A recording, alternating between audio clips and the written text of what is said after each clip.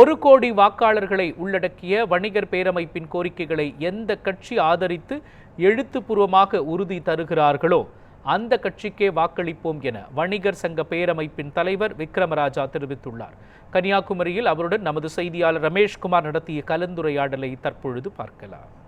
கன்னியாகுமரி மாவட்டத்தில் நடைபெற்று வரும் வணிகர் சங்க மாநாட்டில் மாநில வணிகர் சங்க பேரமைப்பின் தலைவர் திரு விக்ரமராஜா இணைந்திருக்கிறார். அவர் நம்மோடு இணைகிறார். அவருமே கேட்போம். சார் வணக்கம். தேர்தல் நெருங்கிட்டு இருக்கு. வணிகர் சங்க பேரமைப்பின் நிலைப்பாடு எப்படி இருக்குன்னு சொல்லி நாங்கள் பார்க்கலாம். தேர்தல் நெருங்குகின்ற முன்பே தேர்தல் ஆணையத்துக்கு நாங்கள் கோரிக்கை தந்திருக்கிறோம். குறிப்பாக நீங்கள் பார்த்தீங்கன்னா பணம் எடுத்து செல்வது கட்டுப்பாடு, பொருட்களை எடுத்து செல்வது கட்டுப்பாடு, இது போன்ற நிலைப்பாடுகள் ஏற்கனவே 50,000 என்பதை விதிமுறையில் இருக்கிறது.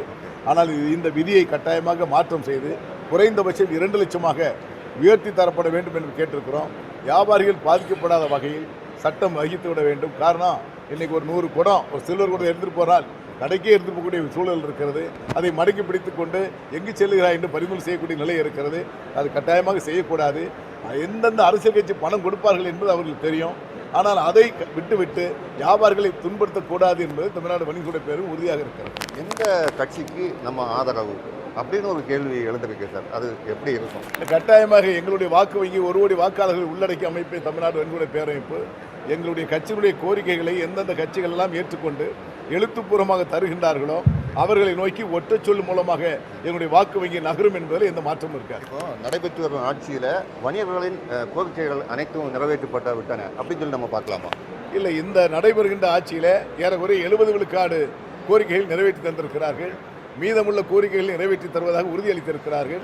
அதற்குரிய பணிதனையும் தமிழ்நாடு வணிகர்களுடைய பேரமைப்பு முதலமைச்சரோடு அழுத்தம் கொடுத்து கொண்டிருக்கிறார். தொடர்ச்சியாக வரும் தேர்தலை பொறுத்த அளவில் வணிகர் சங்க பிரதிநிதிகள் என்பது கேட்டிருக்கீங்க. இருந்தாலும் எந்த மாதிரி அரசு கோரிக்கை என்பது நீங்கள் இப்போ முடிக்கிறீங்க? நீங்கள் பார்த்தீங்கன்னா பார்லிமெண்ட்டில் ஒரு ஜனாதிபதி நினச்சா 12 எம்பி நியமனம் செய்ய முடியும்.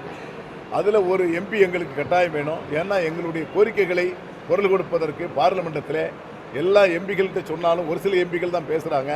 ஆனால் எங்களுடைய கோரிக்கைகளை முழுமையாக எழுப்புவதற்கு, சாமானிய வணிகர்களை பாதுகாப்பதற்கு ஒரு உரிமை குரலாக அங்கு ஒரு ஒலிக்கப்பட வேண்டும் என்று சொன்னால் ஒரு நியமன எம்பி கட்டாயமாக தமிழ்நாடு வணிகர்களுடைய பேரமைப்பு கேட்டிருக்கிறது.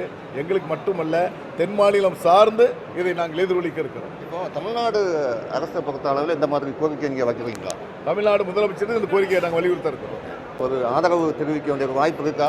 இல்லை, கட்டாயமாக. அதாவது நான் கோரிக்கை வைக்க இருக்கிறோம். அவர்கள் எங்கள் கோரிக்கைகளை எப்படி ஏற்றுக்கொள்கிறார் என்ற பரிசீலனை செய்த பிறகு எங்களுடைய ஆட்சி மன்ற குழு கூட்டப்பட்டு தான் எங்கள் முடிவை நாங்கள் அறிவிக்கிறோம்.